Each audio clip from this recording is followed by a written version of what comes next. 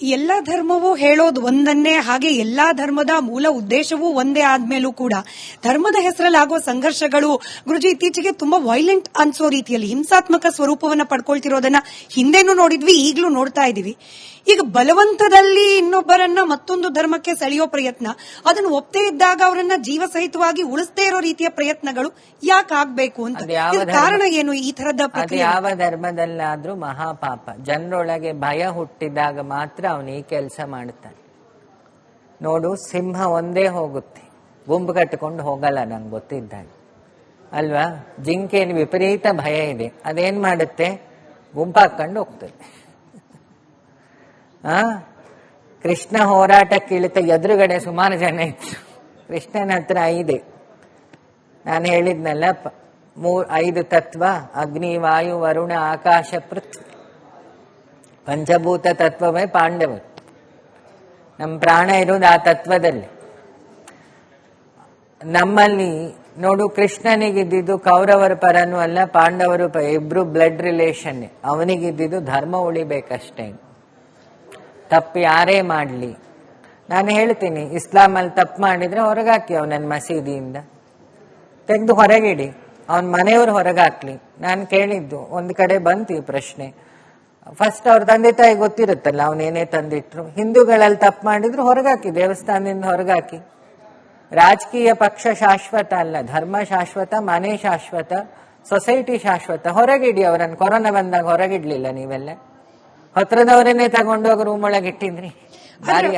ಇಲ್ಲೊಂದು ಸಂದೇಹ ಬರೋದು, ಮನೆ ಅಥವಾ ಮಂದಿರ ಅಥವಾ ಮಸೀದಿ ಇಲ್ಲಿಂದಲೇ ಮಾಡ್ತಾ ಇರೋ ತಪ್ಪೇ ಸರಿ ಅನ್ನೋ ರೀತಿಯಲ್ಲಿ ಬೋಧನೆ ಆಗೋದ್ರೆ, ನೀನು ಮಾಡ್ತಿರೋದು ಧರ್ಮದ ಹೆಸರಲ್ಲಿ ಹಿಂಸಾಚಾರ, ಧರ್ಮದ ಹೆಸರಲ್ಲಿ ಸಂಘರ್ಷ, ಅದೇ ನಿನ್ನ ಜೀವನದ ಮೂಲೋದ್ದೇಶ ಅನ್ನೋ ಬೋಧನೆ ಮನೆ ಅಥವಾ ಮಂದಿರ ಮಸೀದಿ ಇಲ್ಲಿಂದಲೇ ಆಗ್ಬಿಟ್ರೆ. ನೋಡು, ಒಬ್ಬ ಮಗುವಿಗೆ 3 ಗುರುಗಳು. ಒಂದು ತಾಯಿ, ಶುರು ಗುರು ಯಾರು? ತಾಯಿ.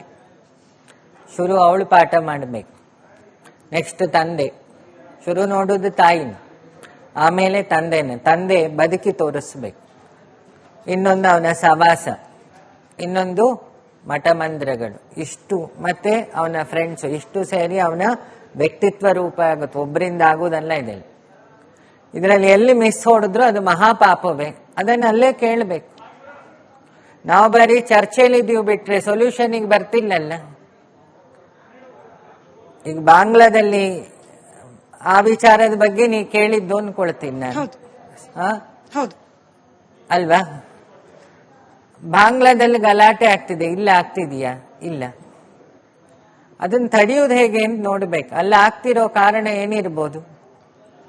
ಯಾವುದೋ ಒಬ್ಬರಿಗೆ ಬಂದಿರ್ಬೇಕು. ಈಗ ಏನು 2 ದೇಶ ಮಕ್ಕಳನ್ನೆಲ್ಲ ಬಾಂಬ್ ಹಾಕಿ ಸುಟ್ರಲ್ಲ, ಅಲ್ಲಿ ಆಗಿದ್ದು ಶುರು ಗಲಾಟೆ ಯಾವುದು? ಇಬ್ಬರ ಅಹಂಕಾರ, ಇಬ್ರು PMನ ಅಹಂಕಾರ ಇಷ್ಟಕ್ಕೆ ದಾರಿ ಆಯ್ತು. ಅಧಿಕಾರಕ್ಕೋಸ್ಕರ ಯಾವುದೋ ಒಂದು ಶಕ್ತಿ ಕೆಲಸ ಮಾಡ್ತಾ ಇರುತ್ತೆ. ಅದನ್ನು ಮೊದಲು ತಾಯಿ ಬೇರು ಹುಡುಕ್ಬೇಕು. ನೀವೇನ್ ಮಾಡ್ತೀರಿ? ಸೈಡ್ ಬೇರು ಕಟ್ ಮಾಡ್ತಾ ಇದ್ದೀರಿ, ಮೂಲ ಬೇರಿಗೆ ಹೋಗ್ತಾನೆ ಇಲ್ಲ. ಮೂಲ ಬೇರಿಗೆ ಔಷಧಿ ಹಾಕಿದ್ರೆ ಮರ ಹೋಗುತ್ತೆ. ಹಿಂಸೆಯ ಶುರು ಎಲ್ಲಿ? ನಾನು ಶ್ರೇಷ್ಠ, ನನ್ನ ಧರ್ಮ ಶ್ರೇಷ್ಠ, ನಾನು ಅನ್ಕೊಂಡಿದ್ದು ನನ್ನ ಧರ್ಮದಲ್ಲಿ ಹೇಳಿದ್ದು ಮಾತ್ರ ಪ್ರಪಂಚಕ್ಕೆ ಪರಮ ರೂಲ್ ಅನ್ನೋದು ಹಿಂದಿಂದ ಇಸ್ಲಾಂ ಕ್ರಿಶ್ಚಿಯಾನಿಟಿ ಬರೋ ಮೊದಲು ಭಾರತದಲ್ಲಿ ಬೇರೆ ಬೇರೆ ವೈಷ್ಣವರದ್ದು ಶೈವರದ್ದೆಲ್ಲ ಶುರುವಾಗಿತ್ತು. ಶಂಕರಾಚಾರ್ಯರು ಬಂದ್ರು. ಇಸ್ಲಾಂ ಬರೋ ಮೊದಲು, ಇಸ್ಲಾಂ ಬರಬೇಕಾದ್ರೂ ಈಜಿಪ್ಟಲ್ಲಿ ರಾಜಂದು ಶುರುವಾಯಿತು. ನೀನು ಯಾವುದೇ ನೋಡಿದ್ರು, ಕ್ರಿಶ್ಚಿಯಾನಿಟಿ ಬರಬೇಕಾದ್ರೂ ಅಲ್ಲೂ ಶೋಷಣೆ ಆದಾಗ್ಲೇ ಯಾರೋ ಒಬ್ರು ಬರೋದಲ್ಲ. ಈಶ್ವರ ಅಲ್ಲ ತೇರೆ ನಾಮ್ ಸಬ್ಕೋ ಸನ್ಮತಿ ದೇ ಭಗವಾನ್ ಅಂದ್ರು ಗಾಂಧಿನ. ಯಾರು ಒಪ್ಪಿದ್ರು? ಗಾಂಧಿ ಅವರನ್ನ ಆಚೆ ಹಾಕ್ಬೇಕಿತ್ತು, ಈಚೆ ಇಡಬೇಕಿತ್ತು ಅನ್ನೋ ವಾದ ಇತ್ತು. ನಾನು ಕೇಳಿದ್, ಗಾಂಧಿಯಲ್ಲಿ ಹಿಡನ್ ಅಜೆಂಡಾ ಇದ್ರೆ ಅವ್ರು ಹೋಗ್ತಿದ್ರು ಬಾವುಟ ಹಾರಿಸಿ PM ಆಗ್ಬೇಕು ಅಂತ ಹೇಳಿ. ಅಲ್ಲಿ ಹಿಡನ್ ಅಜೆಂಡಾ ಇರ್ಲಿಲ್ಲ. ಅಲ್ಲಿ ಒಂದೇ ಇದ್ದಿದ್ದು ಗಲಾಟೆ ನಿಲ್ಲಿಸಬೇಕು ಅಂತ. ಕೊನೆಗೆ ಗಲಾಟೆ ನಿಲ್ಲಲ್ಲ ಗೊತ್ತಾಯ್ತು. ಯಾರೋ ಇಬ್ಬರಿಗೆ ಪ್ರಧಾನಿ ಆಗ್ಬೇಕು ಅಂತಿತ್ತು, ಆಯ್ತು. ಅದರ ಫಲ ಇವತ್ತು ಅನುಭವಿಸ್ತಾ ಇದ್ದೀವಿ. ವೆಸ್ಟ್ ಬೆಂಗಾಲು ಸೇಮ್. ರಾಜನಿಂದ ಸರಿ ಮಾಡ್ಬೇಕು ಶುರು, ಅಲ್ವಾ? ಇಲ್ಲಿ ಸರಿ ಹೋಗ್ಬೇಕಾಗಿದ್ದು ರಾಜ ಮತ್ತೆ ಮಠ, ಮಸೀದಿ, ಚರ್ಚ್ಗಳಲ್ಲಿ ಯಾರು ಬೋಧನೆ ಮಾಡ್ತೀವಿ ಅವರು ಲೋಕಕ್ಕೆ ಹಿತಕ್ಕೋಸ್ಕರ ಬೋಧನೆ ಮಾಡ್ಬೇಕು. ಈಗಿನ ಸಿಚುವೇಶನ್ ಅನ್ನ ಅರ್ಥ ಮಾಡಿಕೊಂಡು ಹಳೇದನ್ನೇ ವಾಪಸ್ ಹೇಳ್ತಾ ಕೂರೋದಲ್ಲ. ಇದನ್ನ ಮಾಡ್ತಾ ಹೋದ್ರೆ ಇದು 100 ಎಪಿಸೋಡ್ ಆಗತ್ತೆ. ಮುಂದಿನ ವರ್ಷ ಹೊಸ ವರ್ಷ ತನಕನೂ ನಿಮ್ಮ ಚರ್ಚೆ ಕಂಟಿನ್ಯೂಟಿಯಲ್ಲೇ ಉಂಟು. What is the solution? ನಾವೀಗ ಸೊಲ್ಯೂಷನ್ನಿಗೆ ಬರುವ ಸೊಲ್ಯೂಷನ್ ಯಾರು ಹೇಳಿದ್ರು ಅದನ್ನು ಸ್ವೀಕಾರ ಮಾಡೋ ಮನಸ್ಥಿತಿ ನಮಗಿರ್ಬೇಕು ಅಲ್ವಾ? ನೀವು ಯಾರು ನನಗೆ ಒಳ್ಳೇದು ಹೇಳಿದ್ರು, ಒಬ್ಬ ಭಿಕ್ಷುಕ ಹೇಳಿದ್ರು, ಖಂಡಿತ ಸ್ವೀಕಾರ ಮಾಡ್ತೀನಿ. ಯಾಕೆ ಅವನಲ್ಲಿ ಒಳ್ಳೇದಿರಬಾರ್ದ? ಸೊ ಈ ಮನಸ್ಥಿತಿಗೆ ನಾವೆಲ್ಲ ಬಂದಾಗ ಮಾತ್ರ ಈ ವಾದ ವಿವಾದ ನಿಂತು ಓಂ ಶಾಂತಿ ಶಾಂತಿ ಶಾಂತಿಗೆ ಬರ್ತೀವಿ ಅಲ್ವಾ? ಈಗ ಅಲ್ಲೇನೋ ಆಯ್ತು ಅಂತ ಇಲ್ಲಿ ಯಾರೋ ಯುದ್ಧ ಶುರು ಮಾಡಿದ್ರೆ, ಇಲ್ಲಿ ಯಾವುದೋ ಸ್ಕೂಲ್ ಬಸ್ಸಿಗೆ ಬೆಂಕಿ ಹಚ್ಚಿದ್ರೆ, ಇಲ್ಲಿ ಯಾವೊಂದು ಬೈಕಿಗೆ ಬೆಂಕಿ ಹಚ್ಚಿದ್ರೆ, ಅವನು EMI ತಗೊಂಡು ಆ ಬೈಕ್ ತಗೊಂಡಿರ್ತಾನೆ, ಅವನಿಗೆ ಯಾರು ನ್ಯಾಯ ಕೊಡ್ತೀರಿ? ಆ ಸ್ಕೂಲ್ ಬಸ್ಸಲ್ಲಿ ಯಾವುದೇ ಧರ್ಮ ಆಗಲಿ, ಹಿಂದೂಗಳ ಮೇಲೆ ಮುಸ್ಲಿಂ ಶುರು ಮಾಡಿದ್ರು, ಮುಸ್ಲಿಂ ಹಿಂದೂಗಳ ಮೇಲೆ ಕ್ರಿಶ್ಚಿಯನ್ ಎಷ್ಟೆಲ್ಲ ಇದೆಯಲ್ಲ ಗುಂಪು, ಆ ಎಲ್ಲ ಶುರು ಮಾಡಿ ಯುದ್ಧ ಮಾಡಿದ್ರೆ ವೇಸ್ಟ್ ಆಗೋದು ಭಾರತಕ್ಕೆ ಬಿಟ್ರೆ ಬಾಂಗ್ಲಾದೇಶದವರಿಗಲ್ಲ. ಫಸ್ಟ್ ತಪ್ಪೆಲ್ಲ ಆಗ್ತಿದೆ ಅದನ್ನು ಸರಿ ಮಾಡ್ಲಿಕ್ಕೆ ನೋಡ್ಬೇಕು. ನಾವು ಹೋಗಿ ಸ್ಟ್ರೈಕ್ ಮಾಡಿದ ತಕ್ಷಣ ಯಾರು ಸರಿ ಹೋಗಲ್ಲ. ನಮ್ಮಲ್ಲಿ ಒಂದು ದಮ್ ಇದ್ರೆ ನಾವು ಹೋಗಿ ಅಲ್ಲಿ ಪ್ರೊಟೆಕ್ಟ್ ಮಾಡ್ಲಿಕ್ಕೆ ಇಳಿಬೇಕು. ನಮಗೆ ಪ್ರಾಣದಾಸೆ ಇದೆ. ನಾವು ಇಲ್ಲಿ ಕೂತು ಚರ್ಚೆ ಮಾಡೋ ಬದಲು ಹಿಡಿದು ಗುಡಿಸ್ಲಿಕ್ಕೆ ಶುರು ಮಾಡುವ, ಇಳಿವ ರೋಡಿಗೆ, ಬಿಡುವ ನಮ್ಮ ಮಾನ ಅಭಿಮಾನ ಅಹಂಕಾರನ್ನ. ಮಾನ ಬಿಡು ಮಾನವ, ಆಗ ಬರುವ ಮಾಧವ, ಹೊರಗೆ ಹಾಕು ಎಲ್ಲ ಕಾಮ, ಆಗ ಬರುವ ನಯ್ಯ ರಾಮ ಅಂತ. ರಾಮ ನಿನ್ನೊಳಗೆ ಬರ್ಬೇಕಾದ್ರೆ ನಮ್ಮೊಳಗಿರೋ ಭಯದ ಡ್ರಾಮಾ ಇದೆಯಲ್ಲ ಅದು ನಿಲ್ಬೇಕು. ನಿಂತವನಿಗೆ ಮಾತ್ರ ಬಯಲಾಯಿತಯ್ಯ ನೋಡು ಅಂದಾಗೆ ಅಲ್ಲಮರಾಗೆ ನಿಲ್ಲೋ ಗಡ್ಸ್ ಬರುತ್ತೆ. ಸ್ವಚ್ಛತೆ ಬಗ್ಗೆ ಹೇಳ್ತಾ ಇದ್ರಿ, ಆದ್ರೆ ನನ್ನ ಅನುಮಾನ ಇದು, ಈ ಧರ್ಮ ಪ್ರತಿಷ್ಠಾಪನೆ ಅಥವಾ ಧಾರ್ಮಿಕ ಚಿಂತನೆಯನ್ನ ತಲೆಯಲ್ಲಿ ತುಂಬುವ ಪ್ರಕ್ರಿಯೆ it will take its own sweet time. ಆದ್ರೆ ಧರ್ಮಾಂಧತೆಯನ್ನ ಬಹಳ ಸುಲಭವಾಗಿ ಹಾಗೆ ಕಂಪ್ಯಾರಿಟಿವ್ಲಿ ಬೇಗ ತುಂಬಿಡಬಹುದಾ ಅಂತ ಹೇಳಿ ವ್ಯಕ್ತಿಗಳ ತಲೆಯಲ್ಲಿ. ನೀವು ಶಾಂತಿ ಮಂತ್ರ ಅಂತ ಹೇಳಿದ್ರಿ ಗುರುಗಳೇ, ಸರಿಯೇ, ಆದ್ರೆ ತಲೆಯಲ್ಲಿ ಮತಾಂಧತೆಯನ್ನ ತುಂಬಿಕೊಂಡು ಕೈಯಲ್ಲಿ ಕತ್ತಿ ಹಿಡಿದವನ್ ಮುಂದೆ ಹೋಗಿ ಶಾಂತಿ ಮಂತ್ರವನ್ನ ಪಠಿಸಿದ್ರೆ ಅದನ್ನ ಕೇಳೋ ಮುಗಿಸಿಲ್ಲಮ್ಮ. ಕೃಷ್ಣ ಸಂಧಾನ ಮಾಡ್ದ, ವರ್ಕ್ ಆಗ್ಲಿಲ್ಲ ಅಂದ, ಕೊನೆಗೊಂದು ಮಾಡ್ದ, ಏನ್ ಹೇಳು?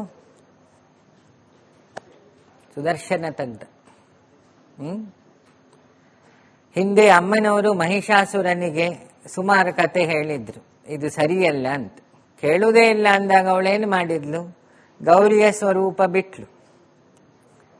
ಏನಾದ್ಲು? ಶಕ್ತಿ ಸ್ವರೂಪಿಣಿ ಅಂದ್ಲು. ನಾವೀಗ ಇನ್ನು ಆ ಲೆವೆಲಿಗೆ ಹೋಗಿಲ್ಲ ಸೊಸೈಟಿ. ನಾವೀಗ ಸರಿ ಮಾಡೋ ಪ್ರಕ್ರಿಯೆಗಳನ್ನು ಮಾಡಬೇಕು. ಅದಕ್ಕೆ ಎಲ್ಲ ಧರ್ಮಗುರುಗಳು ಕೂತು ಚರ್ಚೆಗೆ ನಿಂತ್ಕೊಳ್ಬೇಕು. ಯಾಕೆ? ಅವರಿಗಿರೋದು ಆ ರೆಸ್ಪಾನ್ಸಿಬಿಲಿಟಿ. ಅನ್ಫಾಲ್ಟ್ ಇದ್ರೆ ಅದನ್ನು ಒಪ್ಕೊಳ್ಬೇಕು. ಸಮಾಜದ ಎದುರುಗಡೆ ಒಪ್ಕೊಳ್ದಿದ್ರು ಪರವಾಗಿಲ್ಲ, ನಾನು ಗೋಡೆ ಮಧ್ಯೆ ಕೂತು ಒಪ್ಬೋದಲ್ಲ, ಮೀಡಿಯಾದಲ್ಲಿ ಒಪ್ಪಿ ಅಂತ ನಾನು ಹೇಳ್ತಿಲ್ಲ. ಇದು ಎಲ್ಲ ಕಡೆ ಒಪ್ಕೊಳ್ತದೆ. ಯಾಕೆ? ಇಲ್ಲಿ ನಾನು ಅನ್ನೋದು ಹೋಗ್ಬೇಕು ಅಂತಾನೆ ಕೂತ್ಕೊಂಡಿರೋನು. ನಾನು ಅನ್ನು ಬೆಳೆಸ್ಲಿಕ್ಕೆ ಹೋದ್ರೆ ಮಾತ್ರ ಗಲಾಟೆ. ಈಗ ಒಬ್ಬನಿಗೆ ಸುಳ್ಳೇಳಿ ನಿಂಗೆ ನಾಳೆ ಹಿಂಗಾಗುತ್ತೆ ಅಂತ ಹೇಳಿ ಫಸ್ಟ್ ಭಯ ಹುಟ್ಟಿಸ್ತಾನೆ. ಆ ಭಯದಿಂದ ತಾನೇ ಮ್ಯಾನಿಪುಲೇಷನ್ ಶುರುವಾಗೋದು. Today the play between faith and fear. ಆ ಭಯವನ್ನು ದಾಟದವನಿಗೆ ಮಾತ್ರ ಭಗವಂತ ಸಿಗ್ತಾನೆ. ಭಯದಲ್ಲಿದ್ದಾಗ ಅವನು ಗುಂಪು ಮಾಡ್ಲಿಕ್ಕೆ ಹೋಗ್ತಾನೆ. ಯಾವ ಪ್ರವಾದಿಗಳಾಗ್ಲಿ, ಯಾವ ಯೋಗಿಗಳಾಗ್ಲಿ ಜಮದಗ್ನಿಯೇ ತಗೊಳ್ಳುವ, ಗುಂಪು ಕಟ್ಕೊಂಡು ಎಲ್ಲೋಗಿದ್ದ? ಅವನವನ ತಪಸ್ ಮೇಲೆ ಡಿಪೆಂಡೆಂಟ್ ಆಗಿದ್ದ ಅಲ್ವಾ? ಒಬ್ಬನ ಮಾತು ಕೇಳಿ ಒಂದು ಸಮುದಾಯವೇ ಹೋಯ್ತು. ಪೈಗಂಬರನ್ನ ಎಕ್ಸಾಂಪಲ್ ಕೊಡ್ತಾ ಇರೋದು, ಮೂಸಸಿನ ಎಕ್ಸಾಂಪಲ್ ಕೊಡ್ತೀನಿ. ಹೋಯ್ತಾ ಅಲ್ಲ? ಅವರ ಹತ್ರ ಇದ್ದಿದ್ಯಾವುದು? ಅವನಿದಾನೇನೋ ನಂಬಿಕೆ. ಆ ನಂಬಿಕೆಯಲ್ಲಿದ್ರೆ ಕುಸ್ತಿ ಯಾಕೆ? ಇಲ್ಲೇನಾಗ್ತಿದೆ? ಇದಿಷ್ಟು ನಂದು ನಾವೆಲ್ಲರೂ ಯಾರು ಇಲ್ಲಿ ಶಾಶ್ವತ ಇಲ್ಲ. ಇಷ್ಟು ಕಾಲದಿಂದ ಎಷ್ಟೇನೆಲ್ಲ ಆಯ್ತು ಈ ಜಗತ್ತಲ್ಲಿ, ಯಾರಿದ್ದೀವಿ? ನಾಳೆ ನಾನಿರ್ತೀನೋ ಗ್ಯಾರಂಟಿ ಇಲ್ಲ. ಎಲ್ಲಾ ದೇಶ ಇವತ್ತು ಹೊತ್ತು ಉರಿತಾ ಇದೆ. ನಷ್ಟ ಆಗ್ತಿರೋದು ಯಾರಿಗೆ? ಸಾಮಾನ್ಯ ಜನರಿಗೆ. ಭಾಷಣ ಬಿಗ್ದವ್ರು ಯಾರು ಬೆಂಕಿ ಮಧ್ಯೆ ನಿಂತಿದ್ದು ನಾನು ನೋಡ್ಲಿಲ್ಲಪ್ಪ. ನನ್ನ ಅನುಭವದಿಂದ ಹೇಳಿ ಇಳಿಲಿ ಬೆಂಕಿಗೆ. ಹಾಗಾದ್ರೆ ಅಲ್ವಾ? ಯಾರು ಯುದ್ಧವನ್ನು ಶುರು ಮಾಡ್ತೀವೋ ಅವನು ಎದುರುಗಡೆ ನಿಲ್ಬೇಕು. ಕೃಷ್ಣ ನಿಂತಾಗೆ, ರಾಮ ನಿಂತಾಗೆ, ಅಥವಾ ಅವರ ಪೈಗಂಬರ್ ನಿಂತಲ್ಲ, ಅಥವಾ ಜೀಸಸ್ ನಿಂತಾಗೆ. ಇಲ್ಲ ನೀನು ಕಮ್ಯುನಿಸ್ಟ್ ಅಲ್ಲ, ಅವನೇ ಎದುರುಗಡೆ ನಿಂತ. ಹೋರಾಟಕ್ಕೆ ಫಸ್ಟ್ ನಾನೇ ಸ್ಯಾಕ್ರಿಫೈಸ್ ಅಂತ.